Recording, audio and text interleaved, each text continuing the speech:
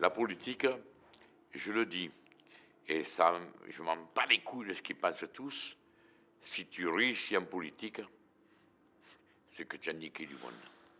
Tu ne peux pas aller dans un haut niveau politique si tu es honnête. Et ça, j'assume mes responsabilités, j'assume. Parce que moi, je connais un film, il s'appelle Le Président, avec mon idole Jean Gabin. Quand il dit le pédigré de tous. Moi, à Marseille, et même ailleurs, je peux donner le pédigré de chacun qui ne venait pas faire les marioles. Je pourrais faire comme le président, toi, et qui me mettent au défi, s'il y en a qui me dit que c'est pas vrai.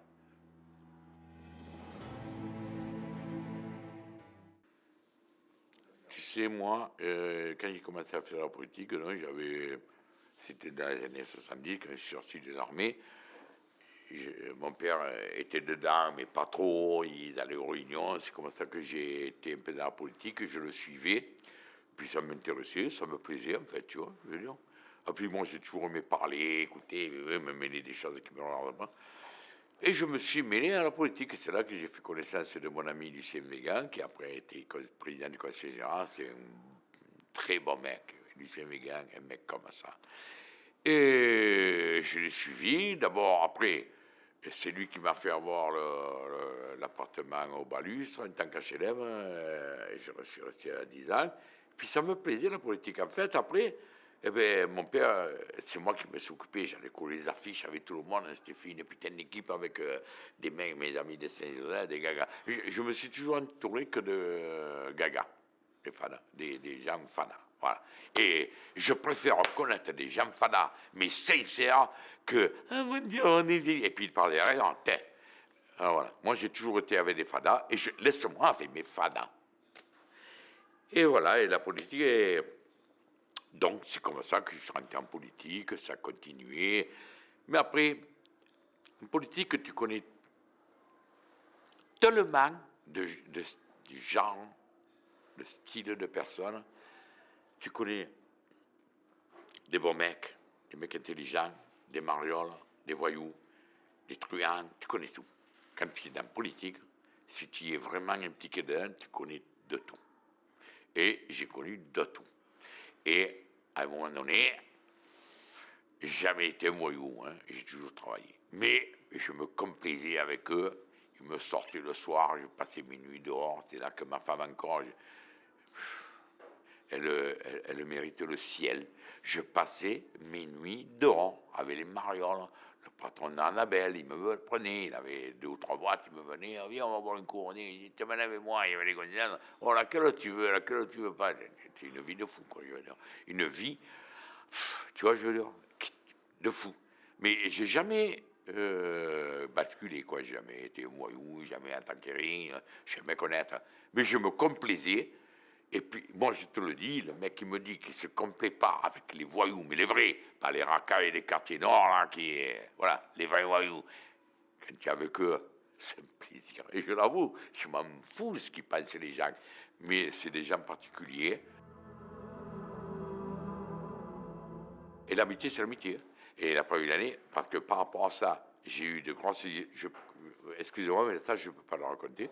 J'ai eu de grosses embrouilles. Il a fallu que je mette en cavale pendant un mois. Ma femme, pendant un mois, elle a supporté ça, de ne pas pouvoir venir me voir parce qu'il l'aurait suivi. Et là aussi, une femme comme ça, au bout d'un mois, quand je suis revenu à la maison, je lui ai dit, Annie, je reviens, mais tu ne me poses pas de questions. Excusez-moi. Moi, je rentre. Je suis rentré à la maison comme si j'avais quitté la veille. Donc ça faisait un mois que j'étais en cavale, ça a bougé. C'est extraordinaire, une femme grande. Voilà. Alors écoute-moi, moi quand j'ai commencé la politique, je te dis en 1974, je me souviens quand il y a eu la campagne des présidentielles, c'est Giscard d'Estaing qui a gagné, et à l'époque il y avait le programme commun de gouvernement entre la droite, Mitterrand, les radicaux de gauche et les communistes. Et à l'époque, il y avait 400 000 chômeurs en France. En 1974, j'ai le programme du commun du gouvernement, je l'ai encore à la maison, c'est une relique, parce qu'il est signé par Mitterrand partout, c'est une relique, ça.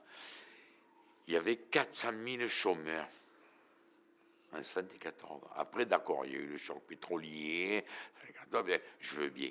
Mais il y a beaucoup de, malheureusement, les divers gouvernements qui sont suivis se sont accommodés de cette chose pour un peu tordre tout le monde, parce que ceux qui votent les lois, ils n'en souffrent pas trop, mais pour arranger soi-disant les affaires du gouvernement, ils tordent les petits d'en bas, et c'est ce qui s'est passé à partir de 1974. Cette espèce de clash pétrolier qui a perduré, qui a là, un peu comme la crise de 2008. Et moi, je me souviens qu'en 2008, j'ai participé à une émission sur LCM, la chaîne de Marseille à l'époque. Et en 2008, il y avait une émission, la tchatcha.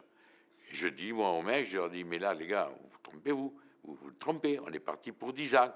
Et là, tu me dis, mais tu es un fou. Et tous m'ont pris pour un fou. Si je ne sais pas s'il y a des archives, là, ça, autrement, je leur demanderai. Ils m'ont tous pris pour un fou. Mais tu pas, non, c'est fini. On est parti pour 10 ans, je leur dis, parce que j'avais l'expérience dans 50 ans. Et on n'est pas parti que pour 10 ans, puisque ça dure encore. Mais malheureusement, les gouvernements successifs s'accommodent un petit peu de ça. Parce qu'au lieu de chercher des solutions radicales au niveau du pays et de l'Europe, ils serrent les petits et ça me révolte encore plus, ça attise encore plus cet esprit de révolte que j'ai en moi, tu vois ce que je veux dire? Bande de connards, vous ne réglez pas les problèmes entre vous parce que vous chiez dessus, un de l'autre, de l'Allemagne, de ci, de là, l'Italie, les Anglais, je ne suis pas d'accord. Attendez, ils allaient vous faire foutre, ils sont partis, le Brexit. Après, je ne sais pas ce qui va se passer par la suite, qu'importe. En attendant, eux, ils ont dit, allez, vous nous avez fait chier, on s'en va. Tandis que la Merkel, l'Allemagne, la France, tout ça, le Macron, ça, aux ordres de l'Europe, je ne supporte pas. Je ne suis pas un eurosceptique, je suis pour l'Europe, mais une autre Europe. Je suis pour une autre Europe. C'est pour ça que je suis derrière Jean Lassalle. Je vais faire sa campagne pour 2022, parce que, écoutez, Jean Lassalle, il a une façon de parler qui est sienne, il a un accent qui est le sien, en attendant, c'est la voie du bon sens.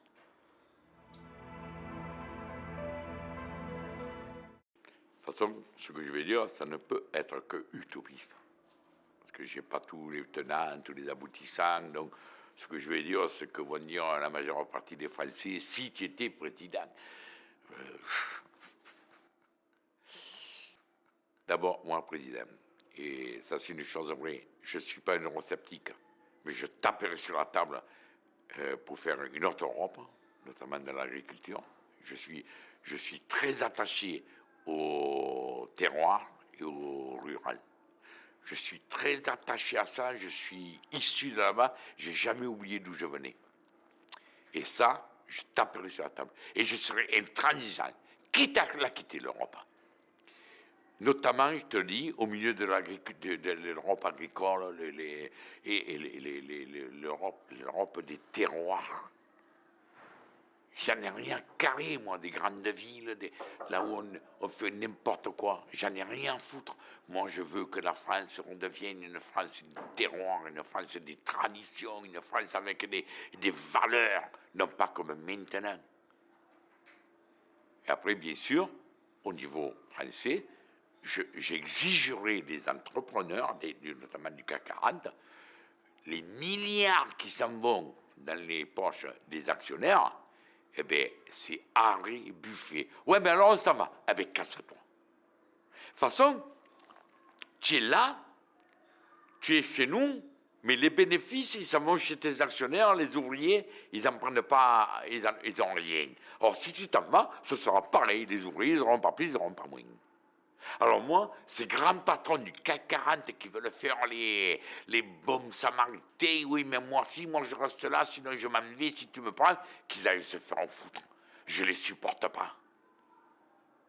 Alors que les petites et moyennes entreprises, là, de 10, 40 ouvriers, parce que ça fait un cul comme ça, le patron il travaille autant que les employés, des fois, si le patron est brave, il participe et tout, allez, ils s'en sortent, mais ils sont accablés de dettes. Moi, je sais que quand j'avais le bar, ça va que mon bar, et tant que c'est moi qui l'avais, j'avais beaucoup de monde, la notoriété me faisait venir du monde et tout, ici et là, mais je payais quand même jamais, j'avais les bénéfices que j'aurais dû avoir en temps normal si on m'accable les barres de dette pour remplir la caisse du pouvoir qui soi-disant un déficit abyssal, mais c'est pas mon problème s'il y a un déficit abyssal, c'est pas la faute des gens qui travaillent, qui sont aux SMIC. Qu'est-ce que tu nous fais chier avec ta putain de vide abyssal, la balance non, mais je deviens fou quand je viens ça. Moi, ça me rend fou. C'est la faute de vous. Vous gouvernez comme des cons et il y a un déficit de 50 ou 100, je ne sais pas combien de milliards. Mais c'est pas moi qui gouverne, c'est vous, hein. Moi, je travaille tout le matin, je me lève, tout le soir, je me couche, je touche ma petite paye. Pas moi qui crase le déficit. Non, mais ça me tue, ça me révolte. Ça me révolte. Je ne supporte pas qu'on essaye de m'expliquer, et même Macron maintenant essaie de m'expliquer que oui, mais non, mais tu comprends, il faut faire des efforts. Quand je le vois, lui qui se déplace, il y a 10 voitures derrière, 3 motos, et il me dit à moi qu'il faut que j'économise l'essence. Quand il se déplace, il y a au moins 10 bagnoles, 3 motos, pour aller à Bruxelles, il prend l'avion, et à moi, tu me dis qu'il faut que je prenne le vélo. Mais qui c'est qui creuse la dette publique? Mais arrêtez de prendre des gens pour des cons. Mais il n'y a pas que Macron, hein. Parce que Macron, il accentue une politique néfaste qui est depuis des décennies, hein, attention, je n'en ai pas que contre lui. Même Hollande, le socialo, moi pourtant, j'ai toujours été de gauche, j'ai jamais voté à droite. La dernière fois que je n'ai pas voté à gauche, j'ai voté Jean Lassalle. Et je recommencerai à voter Jean Lassalle et je vais faire la campagne pour lui. Mais ne venez pas me raconter des conneries. J'ai 50 ans de politique derrière, je connais des sommités, j'ai mangé avec Pierre Monroy, j'ai eu l'immense honneur. Il y en a qui vont me dire que ce n'est pas d'honneur. J'ai eu l'immense honneur de parler un jour 10 minutes avec François Mitterrand en tête à tête. C'est énorme. C'est un de mes plus beaux souvenirs de ma vie. Pas parce que ce que c'est dit, mais tu parles 10 minutes avec Mitterrand qui a marqué l'histoire quand même. Comment je veux dire? Alors, comme je ne pas me raconter des conneries. Moi, je suis avec les Gilets jaunes.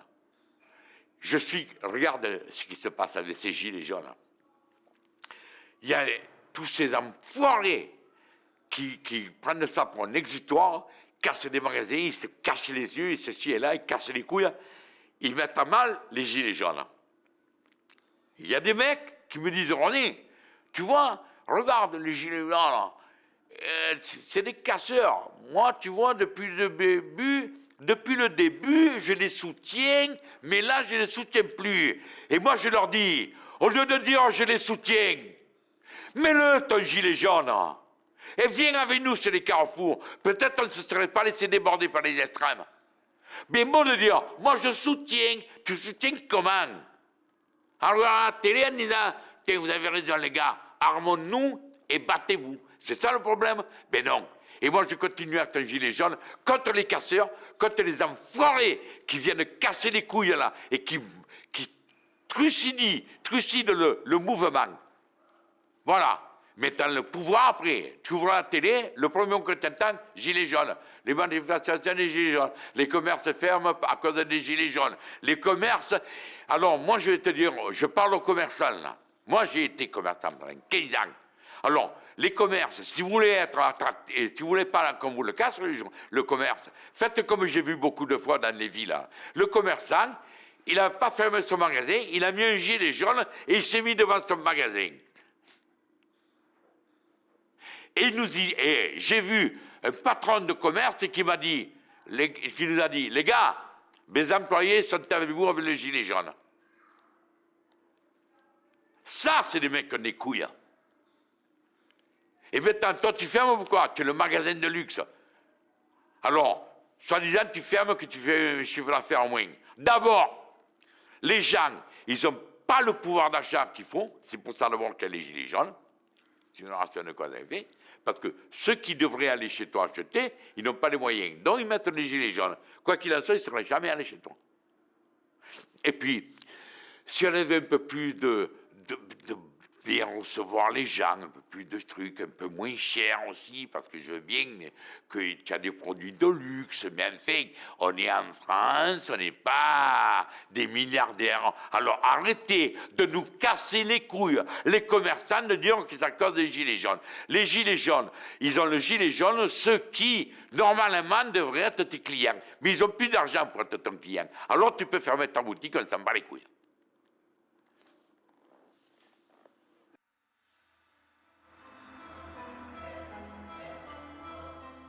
On n'est absolument plus en démocratie.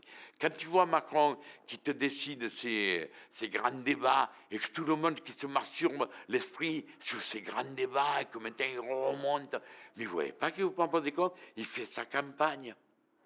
Il fait sa campagne. Quand je vois qu'il va au salon de l'agriculture et que ces agriculteurs qui l'applaudissent, ils vous tuent. Il va au salon de l'agriculture, les agriculteurs qui l'applaudissent.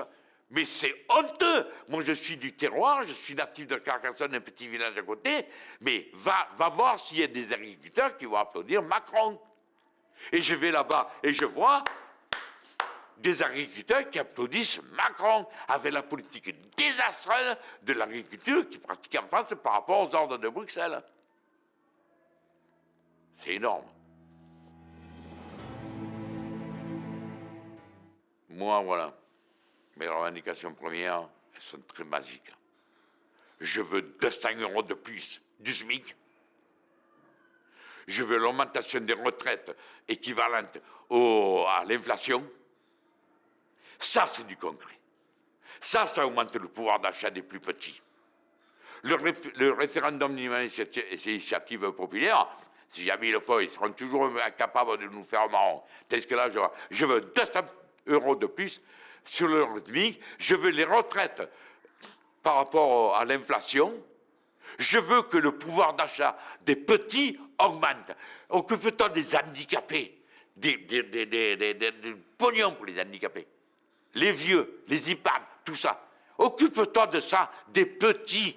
Occupe-toi des sangrades, des mecs qui ne t'entendent jamais parler. Voilà, je veux que tu t'occupes de ça. J'en ai rien, oui. Allez, référendum d'initiative citoyenne. Je suis d'accord. Mais ça vient quand même après des mesures d'urgence. Parce que si les mesures d'urgence, on doit les décréter après un référendum, on ne fait qu'éloigner le résultat. Et ça, c'est... Voilà, je préfère d'entrée, tu me dis ça, et après, voilà, pour d'autres trucs, on va faire un référendum d'initiative citoyenne. Mais d'entrée, je n'ai pas envie qu'on me fasse un référendum, il faut savoir s'il faut augmenter les retraites, s'il faut augmenter le SMIC, je n'ai pas envie. Tu dois le faire. Voilà. J'étais sur le rond-point de la Mède, et maintenant je suis sur le rond-point de Saint-Loup. Et là où je critique les gilets jaunes, les cons, certains cons gilets jaunes qui s'en sont pris aux journalistes sur le terrain. Les journalistes sur le terrain, c'est des mecs comme toi et moi. Les mecs qui viennent, ils affrontent le public, ils vont faire le travail, ils font le taf, pas le plus pourri, normalement ça devrait être le plus beau au contact. Et les cons, ils se sont pris aux journalistes du terrain. Et ça, voilà, s'il y en a qui m'écoutent, vous êtes les plus cons, gros cons de la terre. On ne s'en prend pas aux des travailleurs. Les journalistes sur le terrain, ce sont des travailleurs. Ils filment, ils envoient à Paris. Et à Paris, ils coupent, ils tranchent, ils font des saucissonnages et ils te mettent ce qu'ils ont mis. Moi, un jour, quand j'avais le bar, j'avais mon ami Jean-Louis Pacul. Il était directeur de RTL. Un jour, on parlait de ça, justement, du saucissonnage. Il me dit, René, tu sais comment ça marche, ça? Non. Et lui, à l'époque, il était dans les docs. Je vais le voir. Il me dit, viens avec moi, je vais. Et à l'époque, les Nagras, là, c'était avec les bandes, là, c'était pas les petits machins comme ça maintenant. Il y avait Nagra. Il me dit, voilà, écoute, dis-moi quelque chose. Et moi, comme un con, je dis, mais n'importe quoi, je dis. Papa est allé tuer un lièvre et maman va nous le faire cuire. Mais n'importe quoi, ça. N'importe quoi. Il me dit, c'est bien. Il coupe, tu sais comme il faisait à l'époque, il coupait le ciseau, il collait là, il... Allez, Henri Buffet, d'un coup, il me fait écouter, mais comme je te parle maintenant, c'est sorti de la bande. Papa a tué maman. Il me dit, voilà, René, tu vois, pourquoi dans les prétoires, on ne tient pas compte des documents sonores. Papa a tué maman. Et à la télé, on revenait aux Gilets jaunes, et aux Gilets jaunes, on reste, les syndicats, tout. La preuve, regarde, il y a la télé, il y a 5000 manifestants, la police 5000, les autres 20 000, tu ne sauras jamais rien, je veux dire, quoi. Eh bien, les télés, après, ces travailleurs qui sont sur le terrain, qui filment, qui vont te voir. Qu'est-ce que vous pensez de ça? Il te parle, et puis après, tu lui craches dessus. Il envoie là-bas les autres, tu coupes, et ça m'a les couilles des mecs, du travail qu'ils ont fait sur le terrain, des risques qu'ils ont pris. Parce que moi, les journalistes, je les défends, je te le dis. Moi, dans mon bar, j'en ai vu j'ai 240 numéros de téléphone identifiés de journalistes dans mon téléphone. C'est-à-dire, les journalistes, à moi, il ne faut pas m'en dire du mal. Parce qu'ils chantent après à moi et les autres, ils font comme ils ont envie. Et ça c'est un truc qu'il faut qu'on sache. Et seulement, personne ne le dit. Tu comprends ce que je veux dire? Voilà, mais moi, les journalistes, c'est mes amis, moi, les journalistes. Laure Parra, je ne sais pas si je peux dire des noms, mais enfin, Laure Parra, qui travaille à LCI, elle s'est fait pourrir un jour. Et je l'appelle, je dis, Laure, tu viens avec moi au rond-point de Saint-Loup? Elle me dit, ah, ok, tu rigoles, ils m'ont pourri. Je dis, Laure, tu viens avec moi. On va à Saint-Loup. J'ai le gilet jaune. S'il y en a un seul qui t'engrasse, je lève le gilet jaune et je me bats contre les gilets jaunes. Elle est arrivée, elle a été reçue comme une reine. Je lui ai dit, attention, Laure, c'est ma pote. Enculé celui qui commence à lui dire des choses. Est arrivé, ça s'est super bien passé. Voilà. Moi, les journalistes, j'adore les journalistes de terrain. Après, moi, je m'en fous. Celle qui touche 10 000 euros par mois pour te raconter 4 conneries le matin à 6 heures, tu vois, je veux dire, les informations, j'en ai rien à foutre de. Voilà.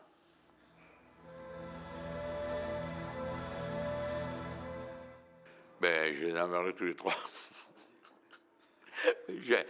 Au niveau des 3 mots, liberté, égalité, fraternité, liberté, déjà, j'enlève. Égalité, dehors, et fraternité, pour le moment, je ne vois pas trop de fraternité dans le peuple français, notamment au niveau du gouvernement par rapport aux Français. Alors bon, liberté, égalité, fraternité, slogan nul et non avenu en ce moment. Voilà. Non mais moi je mettrais liberté, égalité, fraternité. Ce sont les vraies valeurs que nous devrions avoir gardées. Mais les gouvernements successifs, avides d'argent, notamment, tu te rends compte qu'on a un Macron, ancien dirigeant de la banque Rothschild, patron, le président de Marseille, de la France, quoi. Mais comment veux-tu qu'un mec comme ça comprenne les petits? L'autre jour, il y a eu une vidéo qui est passée, soi-disant Macron, il est à genoux comme ça devant les SDF. Tu as envie de dire, tu as vu, ça marche ce que tu as fait, tu vois. Regarde où ils en sont réduits les gens. Tu n'as pas honte d'aller à genoux devant les SDF, mais tu n'as pas honte. Mais comment tu as une figure? Comment tu as la figure de te mettre à genoux devant un SDF? Tu fais du populisme. C'est pas. Même, on parle de Marine Le Pen. Je suis un nombre de gauche. Moi, j'ai dit un jour, si je vote à droite, la main tombe dans l'urne. Alors, encore moins Le Pen. Mais ne te moque pas d'elle. Elle est dans l'excès, toi, tu n'es pas dans l'excès, là, tu es pire qu'elle, parce qu'elle, au moins, elle le sait. Mais toi, tu n'attends jamais à te voir à genoux devant un SDF.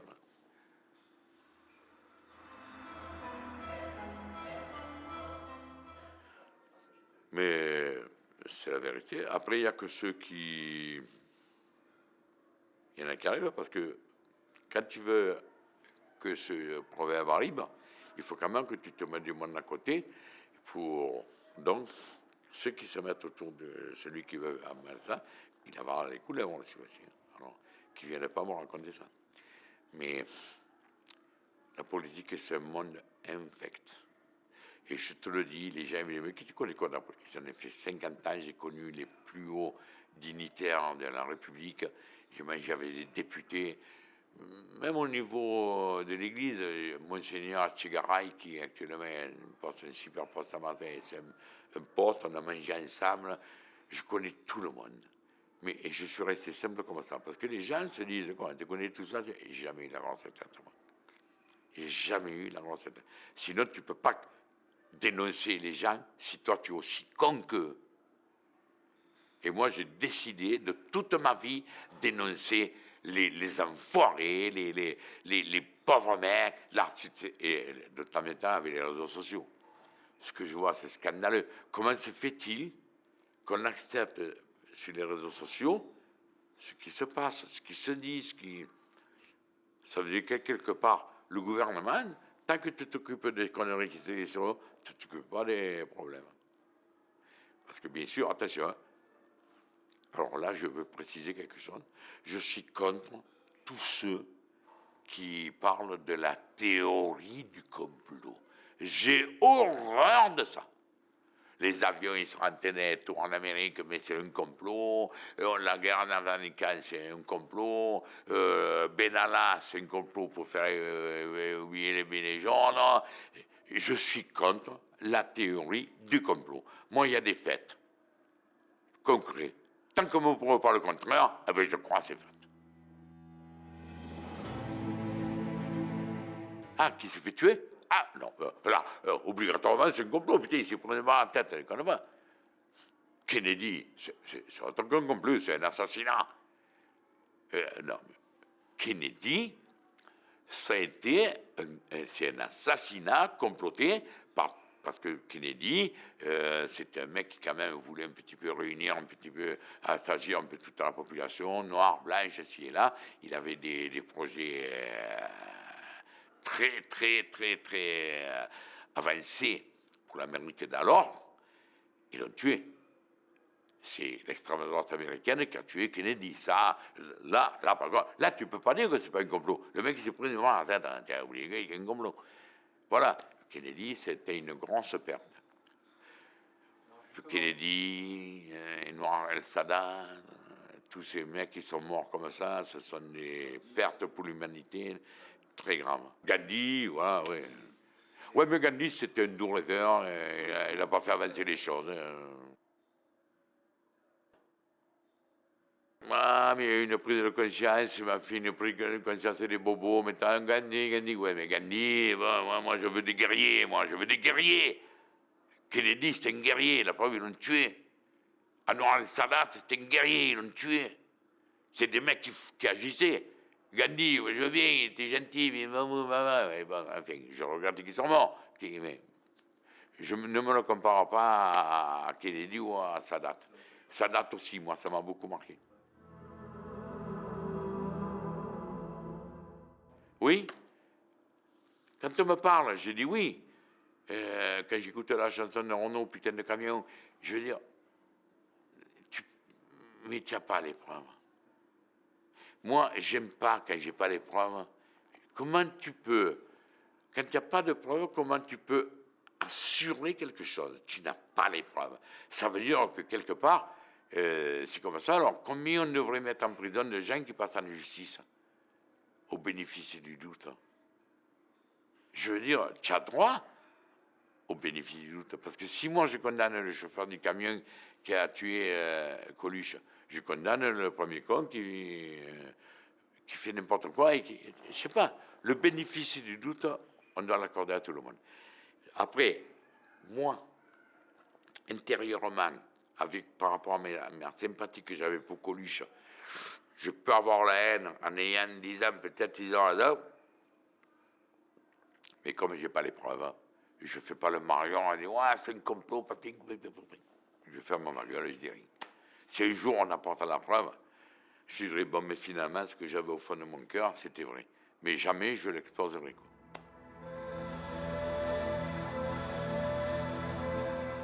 Par rapport à ce qui se passe à Marseille, en France, moi, c'est pas Marseille, c'est pas un cas particulier.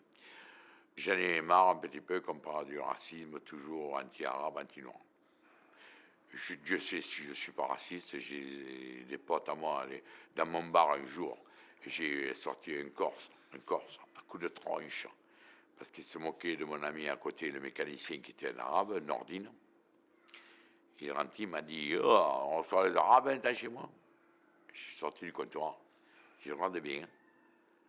Il y avait d'autres clients, mais tu vois, il y a un Corse et un Arabe. Devinez qui c'est qui va sortir du bar. Je te l'ai pris, je l'ai sorti du bar. Tu vois, c'est le Corse qui sort. Il y aura des questions de faire du racisme avec moi. Mais à condition qu'on accepte quand même que le racisme, il est aussi de l'autre côté. Il faut le dire, et les gens n'osent pas le dire. Mais c'est vrai qu'il y a un racisme noir, un racisme maghrébin, mais du côté de certains noirs, certains maghrébins, il y a un racisme anti-français aussi. Voilà. Les mecs qui sont là en France, ils ont été accueillis ici et là, et tu casses les couilles. Tu casses les couilles, mais si tu n'es pas content, tu retournes chez toi. Et là, je suis d'accord avec ceux qui le disent, ça. Tu n'es pas content en France, tu te casses chez toi, mon nier. Le Nîmes, maman, mais va chez toi, va en Arabie Saoudite, va demander un Ricard dans un bar, il n'y a pas de bar d'abord. Va dans tous ces pays comme ça, là. Demande à boire, à manger. Regarde, quand je vois, moi, une journaliste française, comment elle s'appelle, beaucoup connue, enfin, moi, elle va aller là-bas, le pays là-bas, elle est obligée de mettre le voile et tout. Je ne suis pas d'accord. Je ne supporte pas. Alors, comme on ne parle pas du racisme anti-ci, là, tant que le racisme sera d'un côté comme de l'autre, eh bien, je condamne tous les racismes. Même le racisme anti-français. Et je suis de gauche. Et il y a un racisme anti-français qui existe. Seulement, il faut avoir les couilles de le dire.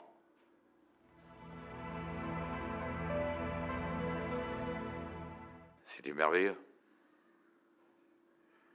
C'est merveilleux. L'insouciance, la tranquillité d'esprit, le bonheur. Il n'y avait pas d'insécurité dans les quartiers, les minots. Nous, à l'époque, il n'y avait pas de Game Boy, toutes ces conneries. Là. Le soir, on se retrouvait dans la rue, on jouait au ballon, il y avait le patronage, donc il y avait un terrain de foot, on se retrouvait tous là. Il n'y avait pas plus de chrétiens que d'arabes, que de barocus. Il y avait les noirs, tout, on était là, dans la propriété du curé, il avait fait un terrain de foot. On jouait, c'était l'insouciance, je veux dire. On prenait des vélos. Je faisais partie du motoclub Gomertin, comme je te disais tout à l'heure.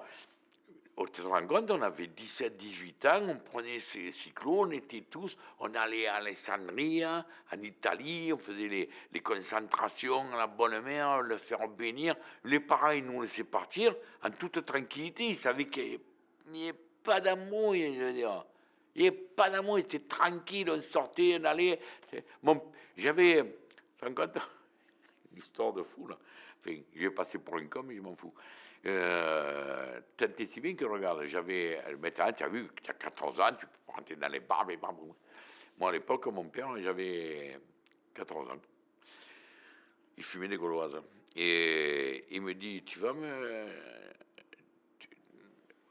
Et j'allais chercher les cigarettes des fois au bar tabac. Et on était là, il jouait au boule avec des autres. Et il y en a un qui me dit, tiens, tu vas au bar tabac, tu m'achètes 10 francs de poudre d'escampette, comme un con, moi, 14 ans.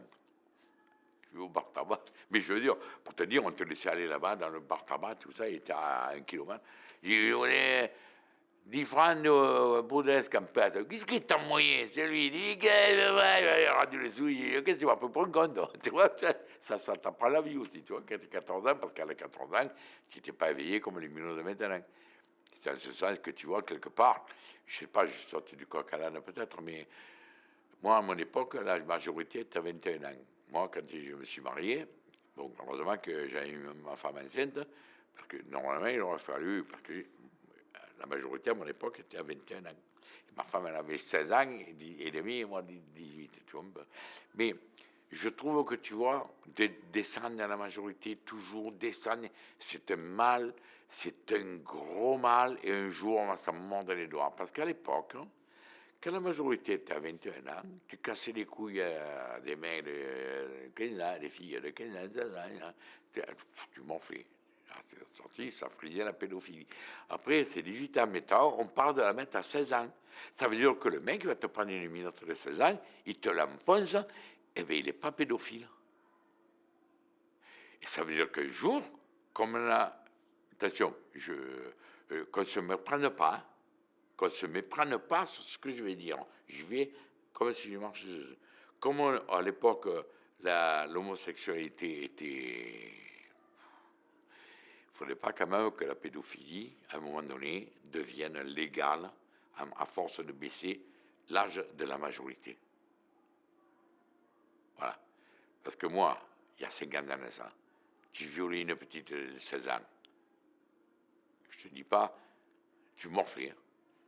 Là, maintenant, bientôt, on va dire, non, mais elle était consentante, et les patins et les couffins. Tu te rends compte ce qu'on entend dans les procès maintenant. Il y a 50 ans, tu n'aurais jamais entendu un avocat dire la petite de 16 ans, elle était consentante alors que la majorité était 21 ans. C'est pas vrai, tu n'aurais jamais entendu ça. Et dans ces gouvernements-là cons actuellement, on est en train d'accepter ce genre de plaidoirie. Et ça, je ne supporte pas. Moi, je te garantis, ma petite fille, elle a 28 ans. J'en ai qu'une. Les autres, c'est des garçons. Il y en a un, il a 12 ans. Mais tu as vu les pédophiles? Tu me chopes mon petit qui a 12 ans, je te dis la vérité. Je prends ce qu'il faut, je me rase la tête, je me laisse pousser la barbe, je disparais dans la circulation. Et le mec, je le trouve, et je l'allume. Et après, je lève les barres, je dis, voilà, c'est moi qui l'ai tué. Attendez, je ne suis pas un fou, hein. Voilà, c'est moi. Il est condamné à mort. Par moi. Je suis contre la peine de mort, mais contre celle des autres. Mais moi, si tu touches à ma famille, tu es condamné à mort. Voilà. Et ça, je voudrais bien, tu vois, quand j'entends une fois dire, les mecs, ça arrive aux autres, tu sais, ouais, mais tu as vu, péchon, attends, oui, parce que c'est arrivé à l'autre. Mais si ça t'arrive à toi, sois honnête, mais si ça t'arrive à toi, parce que là, je ne suis pas là pour donner des leçons de morale à quelqu'un. Je suis là pour raconter ce que je suis moi. Et ce que je pense moi. Moi, tu touches mes petits-enfants, tu es condamné à mort. Et je suis contre la peine de mort. Alors, ceux qui me disent, ouais, tu as vu les paroles que tu as? Oui, mais attends, moi, je parle pour moi. Toi, parle pour toi. Si ça t'arrive à ta famille, comment ça marche? Tu vas chercher l'avocat? Oui, l'avocat, Ders, il a raison. Je suis un éternel insurgé.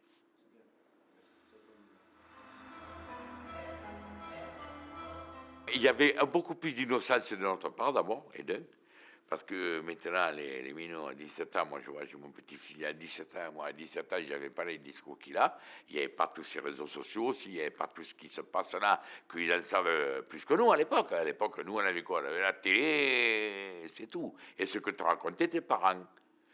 Eh bien, je regrette que les jeunes de maintenant n'aient pas cette insouciance du non-savoir. Parce que à 17 ans, pas normal que tu saches tout ça. Moi, je ne savais pas tout ce qu'ils savent maintenant. Même moi, à 17 ans, c'est pas ce qu'ils savent. Je ne savais pas ce qu'ils savent les minots maintenant à 14 ans. Mais je ne m'en suis pas porté plus mal. Ce que je sais, je l'ai appris. Je suis un autodidacte. Je n'ai pas eu besoin des réseaux sociaux, tout ça. Je suis un autodidacte. Moi, à 16 ans, j'ai travaillé. Tout ce que je sais, tout ce que j'ai appris, je l'ai appris sur le tas. Sur le tas, avec la vie. C'est la vie qui m'a appris ça. Ce n'est pas les réseaux sociaux. Tu comprends ce que je veux dire? Et je regrette que les jeunes de maintenant, leur seule référence, c'est les réseaux sociaux. Les connards qui écrivent n'importe quoi sur les réseaux sociaux, qui font des buzz. Je ne vais pas dire des noms, mais l'autre, il casse les télés et tout, il passe pour un héros, il fait des millions de vues. C'est normal, ça? gagner sa vie comme ça. Moi, à son âge, pour gagner ma vie, il fallait que je travaille.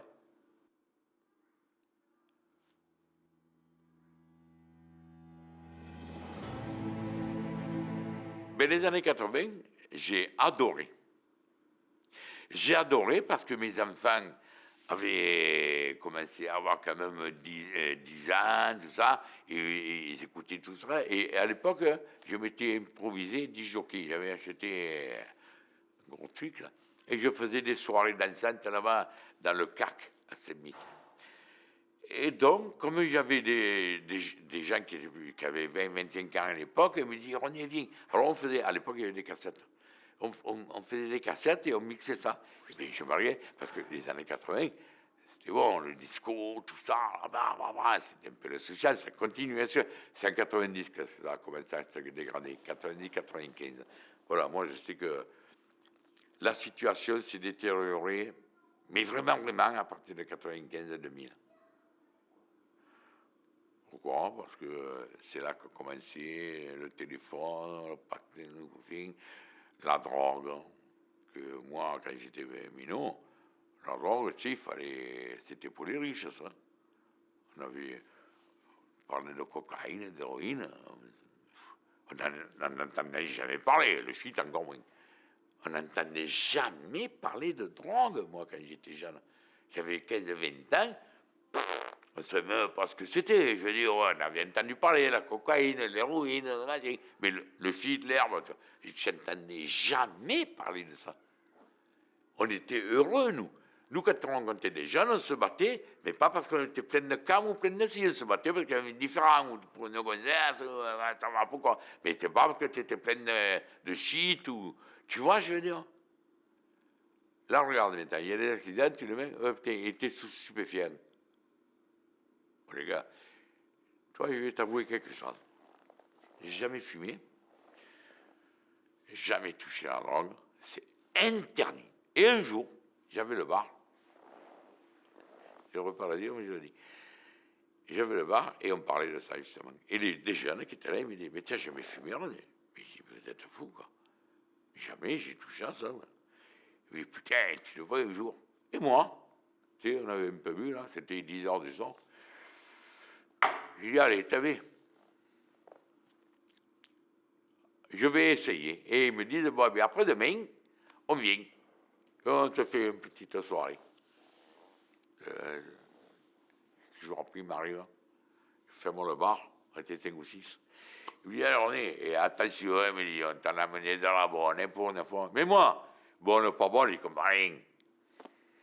Il m'arrive avec ça, et nous on dit un laboratoire, il y a une bouteille de plastique, du cognac, des trous, pas des trous, fume, machin, comme ça, bon. Oh. Tu sais ce qui s'est passé? Au bout d'une heure, je fais ça. Moi, monté dans la chambre que j'avais au célibat, j'ai dormi, et pendant une semaine, on aurait dit que je marchais sur du coton. Je rigolais, un bon de merde. Le mec lui disait que j'ai rigolé, un gaga. J'ai dit une fois, terminé. Et j'ai plus jamais touché à ça. Là, des fois, je les vois là, au stade, ils fument. Moi, de là, tu me ramènes à la maison. Alors, je ne sais pas si c'est la condition, c'est comme l'alcool. Il y en a, ils boivent 3 verres, ils sont fribouillis. Il y en a d'autres, ils en boivent de 20, et ça sort. Alors, mais je suis content quand même que mon physique ne supporte pas ça. Mais ce jour-là, je te dis, ils m'ont tué. Ils m'ont tué. Il a fallu qu'ils m'ont pris par le sous le bras, ils m'ont mené dans la chambre. Et pendant une semaine, je rigolais comme un con pour rien. Je n'ai plus jamais touché à ça. Et je ne toucherai jamais plus.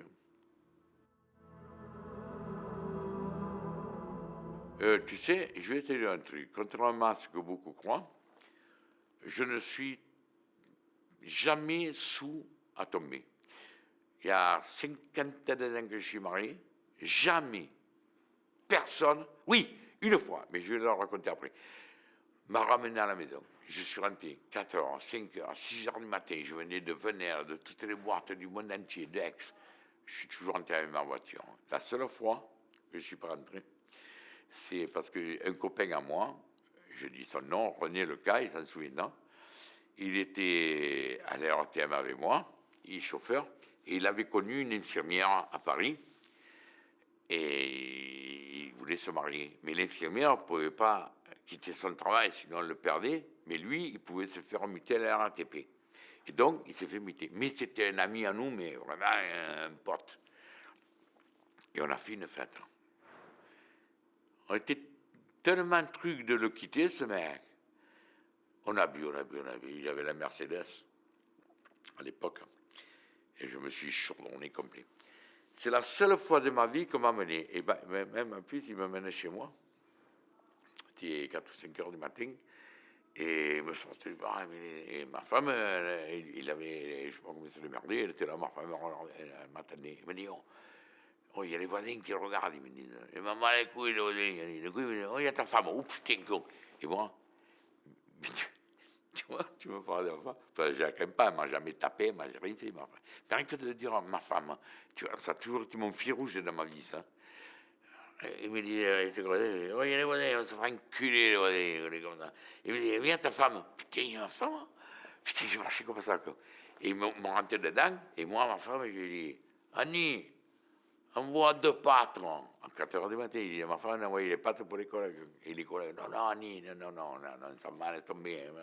Non, ouais. Et elle, qu'est-ce qu'elle est bonne. Mais non, il a raison, je vais vous faire manger un peu. C'est pas des faits. C'est des filles, des femmes comme ça. Ils ont dit, non, ça va, ils sont mordis. C'est la seule fois où je me suis bu. Mais donc, l'alcool, pour en revenir à l'alcool, je ne suis pas gros. Je te garantis que des fois, je passe une semaine, 15 jours, sans boire un apéro. Rien, je m'en fous. J'en ai rien à carrer. Mais après, quand je suis avec mes copains, allez, je ne bois. Alors, le secret, je ne mélange jamais. Voilà. Il est hors de question de boire aujourd'hui du pastis, aujourd'hui du whisky, après le rhum, après le pipermint, le matin, le coquin, le condensateur. Jamais. Et moi, j'ai parié 1000 euros à celui qui me prend en photo avec un pastis dans un bar. Je ne bois que du whisky du 1er de l'an à la Saint-Sylvestre. Je ne mélange jamais. C'est le secret. Il dit, ouais. Moi, j'avais le bar. On appelait, et il y a une boisson, on appelait ça le cercueil. C'est le mec qui te dit, mais moi, allez, serre-moi ça, tu mélanges tout. On appelle ça le cercueil, tu bois ça. C'est chaud bouillant, c'est quoi la meunier. Je veux dire, mais moi, ça m'est jamais arrivé. Moi, je ne mélange jamais. Jamais. Whisky de 11h au soir quand je me couche avec les potes. Allez, Valentine, jamais de pastis, jamais de mélange, rien. Voilà. Et le vin à table. Modérément. C'est tout. Il n'y a pas de secret. Il n'y a pas de type à croire à l'alcool. Ça n'existe pas. À moins que le mec comme à la drogue. Mais le mec qui est normal, il va avec ses amis, il boit un coup, il rentre à la maison, et bien voilà, tranquille, peinard. Moi, j'ai jamais bu tout seul chez moi. Je me suis jamais dit, Annie, viens, serre-moi un apéro. C'est interdit. Tu as l'air d'un gros con quand tu es tout seul, tu bois ton pastis à la maison, à la télé. Moi, l'alcool, ça doit être convivial. Voilà, c'est ou en famille, quand on est beaucoup en famille, ou avec les potes au bar. Mais ce n'est pas une addiction pour moi. Voilà. Loin de là, heureusement d'ailleurs. Parce que là, par contre, tu vois, je crois que c'est un truc que ma femme n'aurait pas accepté. Annie, elle a accepté beaucoup de choses de moi, mais l'addiction à l'alcool, elle n'aurait jamais accepté. Parce que tu es vraiment un pauvre mec quand tu es addict à l'alcool. Tu es vraiment un pauvre mec.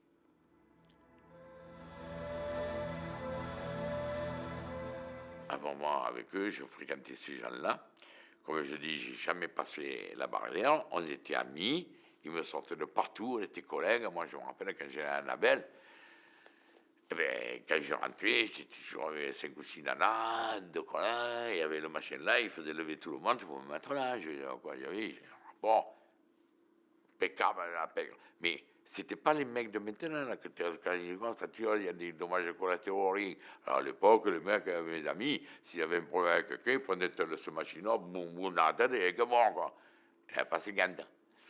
Bon, je ne dis pas que j'étais d'accord avec ça. Là, attention. Mais tu me demandes la vie que je menais avec eux, je menais cette vie. Ils venaient chez moi. C'était plus moi qui allais chez eux que le reste. j'ai vécu des aventures inavouables. Non, on ne peut pas tout dire quand même. Mais c'est des expériences. Je regrette de dire que c'est de très bons souvenirs. Et j'ai fait ma vie.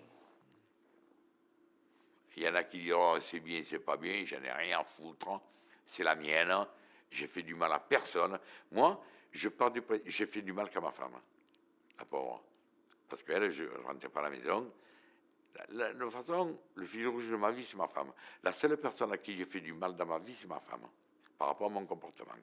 Et je le regrette vivement. Mais je le regrette. Enfin, je regrette. Oui, je regrette, mais c'est un peu contradictoire. En même temps, je te dis, je me suis régalé avec mes collègues. Et après, je te dis, je regrette. Enfin, c'est un peu ambivalent, tu vois, comme un sentiment. Bon, on s'en bat les couilles, oui, on s'en fout, voilà. Pardon, chérie, je n'ai pas été gentil tout le temps.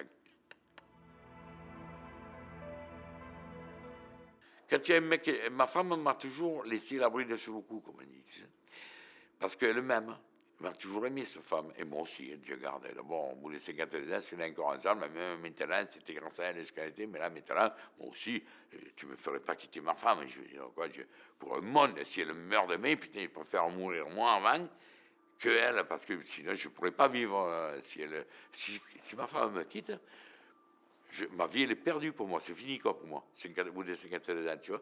Malgré tout, parce qu'en pensant à tout ce qu'elle a subi, tout ce qu'elle a supporté de moi, mais même ses copines, quand je les vois, elles me disent, mais tu te rends compte que Annie, la pauvre, je dis, oui, je sais, ça va, c'est pas la peine de me casser les couilles, ça, je le sais, voilà, tu vois, je veux dire. Mais, tu vois, avec tout ça, je regrette rien. Je regrette rien. Voilà, il y en a qui vont me dire, ouais, tu fais le mea culpa, mais tu me dis que tu regrettes rien. Eh bien, je regrette rien. Parce qu'en même temps, ça m'a aidé à élever mes enfants qui ne sont pas des voyous. Il n'y en a pas un qui fume le shit. Mes petits-enfants, encore moins. Parce que, voilà, ça m'a aidé à être le patriarche. Moi, tu viens chez moi, mes enfants, mes petits-enfants, ma femme, on est 13. On se met, 12. On est à la table comme ça. Voilà.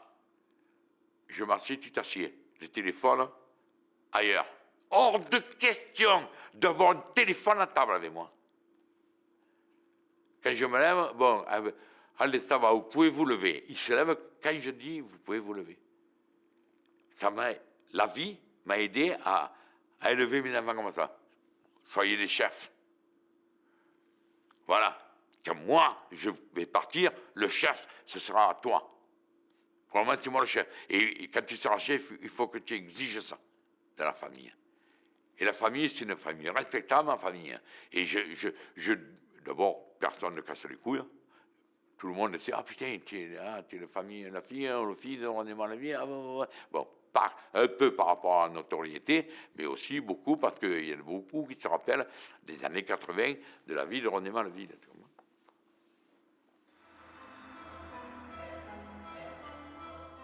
J'ai joué 2 ans dans un club qui s'appelait l'Amical de Saint-Just. J'ai joué 2 ans et ils m'ont viré. Parce que j'étais défenseur, mais un fada. Et avec moi, c'était le ballon ou le mec qui passait, mais pas les deux. Et ils m'ont dit, après, tu es un fou. Ils m'ont jeté. Je n'ai plus jamais joué au foot. J'ai joué 2 ans à l'Amical de Saint-Just. J'avais 14 à 16 ans. Voilà. Et je t'ai expliqué tout à l'heure mon histoire de l'OM. C'est quand je suis arrivé, là, je te disais, quand j'étais à l'école communale, il y a un parent qui nous menait de temps en temps là-bas, mais on ne voyait pas le match, on ne faisait que déconner. Après, j'ai été avec ma femme, je pensais plus à ma femme qu'à tout ça, ma fiancée à l'époque. Après, je suis parti à l'armée. Et quand je suis revenu, donc je suis rentré à la RTM, et j'avais 20 ans. Et là, j'ai rencontré des collègues. Moi, je suivais toujours l'OM, mais je n'avais pas l'occasion d'y aller. Parce qu'il y avait les enfants, ma femme, on ne me dit pas. Alors, je suivais, ouais, mais je suivais les présidents. Et j'ai rencontré des potes, là, des fous. Ils m'ont dit, allez. Et à 20 ans, 21 ans, j'ai plus jamais quitté le stade avec eux. Voilà. Et je me suis régalé. Et j'ai commencé vraiment, vraiment à m'intéresser à l'OM. Voilà, c'était banal, quoi. Je veux dire, cette ferveur que tu voyais dans le stade. Je sais pas, c'était banal, comme on dit, quoi. Je veux dire, en plus, après, on s'est intéressé au foot aussi, tu vois.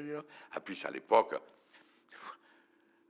c'était pas comme maintenant. À l'époque, au stade Vélodrome, je me souviens, moi, il y avait le grand truc comme ça. Le mec, pour marquer les buts, il y avait une grosse plaque en fer. Bon, tu mettais ça comme ça. Bon.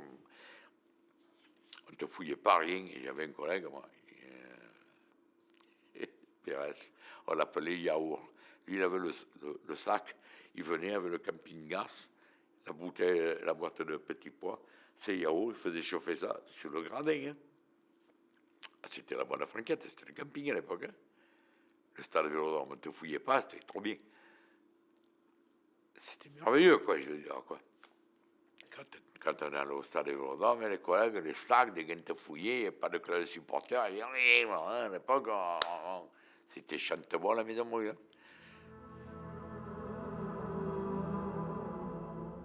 Non, mais j'en avais vu un bien avant, c'était au Manger, je crois. Au Angoulême. C'était en Coupe de France. Et ça, c'est resté gravé dans ma tête. Ouais, je vais avoir 21, 22 ans. Oh, écoute bien ce que je vais te raconter. Ouais, Manger, ouais, enfin, bref. Il y a le terrain, il est comme ça. Et là, il y a les tribunes. Et à l'époque, c'était tellement libre que sur le terrain, là, le terrain était comme ça, les spectateurs, ils étaient là. L'arbitre, quand il y avait un corner à tirer, il venait, il était obligé de faire reculer les spectateurs pour que le mec il puisse tirer le corner. Phénoménal. Inimaginable aujourd'hui. Il y a des grillages comme ça, les stadiers, les connets, mais à l'époque, rien. Oh, l'arbitre, obligé de dire, c'est vous, merde, il doit tirer le corner. Et même l'adversaire, il ne se prenait pas des bouteilles, rien. Là, c'était des Marseillais, mais c'était un adversaire qui tirait le corner, il n'y avait pas de problème. Il mettait son ballon, il reculait, il tirait, et les mecs revenaient sur le corner. Extraordinaire. Non? Mais il y en a qui vont dire, par un coup, il revenait là. Mais non, je peux le garantir, c'était comme une autre au siècle dernier. Ouais. Inimaginable aujourd'hui.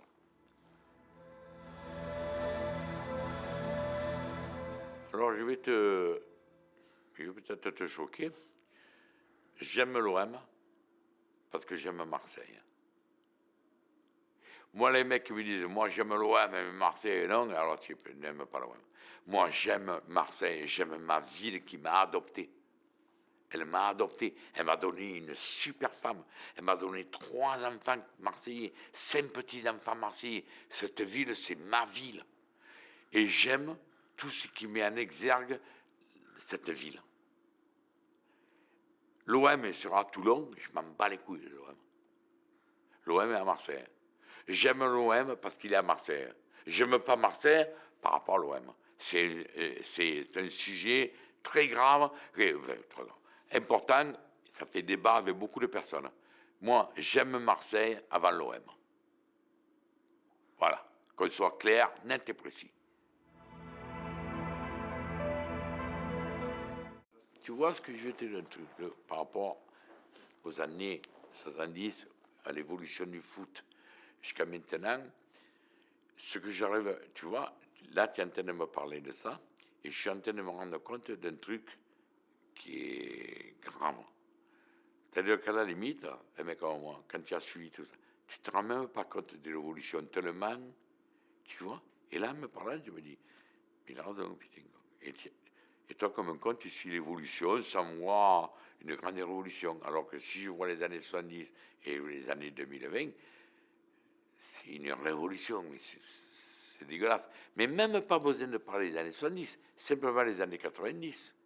Il y avait encore de la ferveur, il y avait quelque chose, il y avait du truc.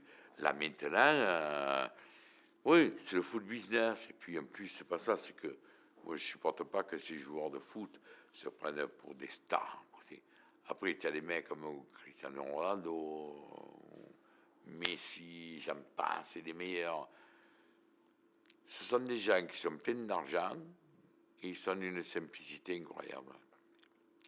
Et quand je vois certains connards, les joueurs de foot, qui se la pètent, alors que ce sont des merdes et qui touchent des 200 et 300 000 euros par mois, alors que c'est des joueurs pourris et en plus ils font les enfants gâtés, ça me glane.